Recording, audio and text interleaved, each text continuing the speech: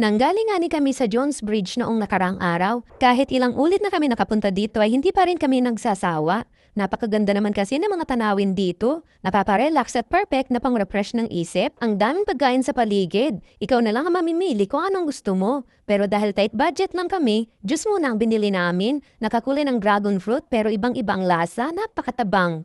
Habang naglalakad nga kami, napansin pa namin ang mga vending machine ng stop toys. Gusto ko sanang hulugan yan, kaya lang alam ko namang hindi ako makakakuha, kaya wag na lang. Nilibang ko naman lang yung aking anak dito sa mga makikita pa sa paligid. May mga nagtitinda pa ng bouquet na may ilaw-ilaw, gusto pa sana niya yan, pero hindi ko na binili. Nilibang ko na lang siya sa mga mascots na makikita, ayan.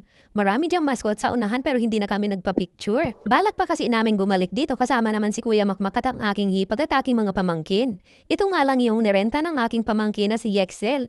Hindi pa kaya ni Ayesa yan i-drive kaya isa na lang ang rent namin. Share na lang sila. At bago nga umuwi, namasyal-masyal pa kami tumingin sa kung anong meron dito. Ang cute nga ng mga keychain na to, nag-go pa sa passive wire. Bago nga kami umuwi dyan, ay kumain na kami ng barbecue with rice para pag-uwi ay tutulog na lang. Nakakapagod ang paglalakad, lalo na may makikita kang ibang nagmamahalan. Ouch! Charot. O siya, hanggang dito na lang. Bye!